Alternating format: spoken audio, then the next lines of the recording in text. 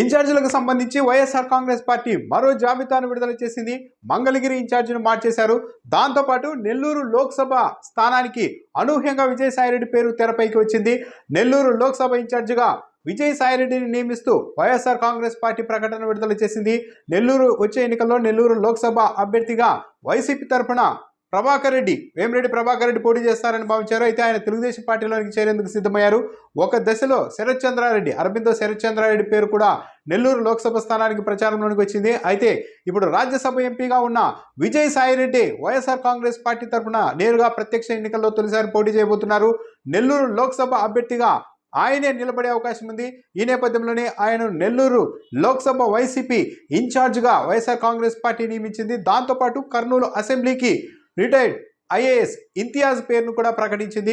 ఈయన మొన్ననే వీఆర్ఎస్ తీసుకున్నారు, వైఎస్ఆర్ కాంగ్రెస్ పార్టీలో చేరారు. ఇప్పుడు ఆయన్ను కర్నూలు వైసీపీ ఇన్ఛార్జ్గా నియమించారు. ఆయనే వచ్చే ఎన్నికల్లో పోటీ చేసే అవకాశం కూడా ఉంది అన్ని పరిస్థితులు అనుకూలిస్తే.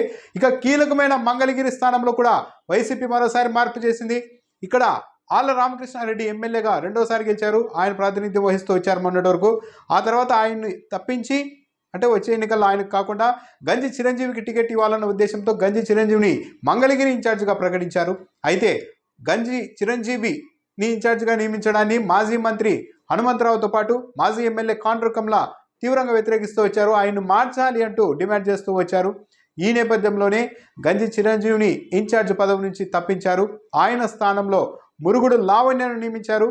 లావణ్య మాజీ మంత్రి హనుమంతరావుకు కోడలవుతారు.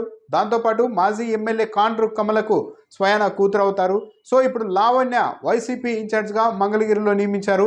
వచ్చే ఎన్నికల్లో ఆమె పోటీ చేసే అవకాశం ఉంది. పరిస్థితుల్లో అన్ని అనుకూలిస్తే ఇక్కడ నారా లోకేష్ పోటీ చేస్తున్న నేపథ్యంలో చాలా ప్రతిష్టాత్మకంగా వైఎస్ఆర్ కాంగ్రెస్ పార్టీ ఈక్వేషన్లు మారుస్తూ ఉంది. చేనేత సామాజిక వర్గానికి చెందిన ఓటర్లు మంగళగిరిలో అధికంగా ఉండడంతో అదే సామాజిక వర్గానికి చెందిన గంజి చిరంజీవిని తొలుత ఇన్ఛార్జ్గా నియమించారు.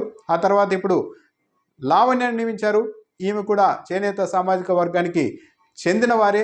అనూహ్యంగా అయితే కొత్తగా విజయసాయిరెడ్డిని లోక్సభ బరిలో నిలపడం అయితే ఇప్పుడు ఆసక్తిగా ఉంది.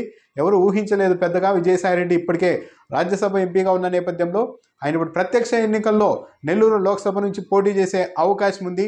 ఆయన్ని ఇన్ఛార్జ్గా ప్రకటించారు కాబట్టి ఇన్ఛార్జ్గా ఆయనకే టికెట్ కూడా ఇచ్చే అవకాశం ఉంది.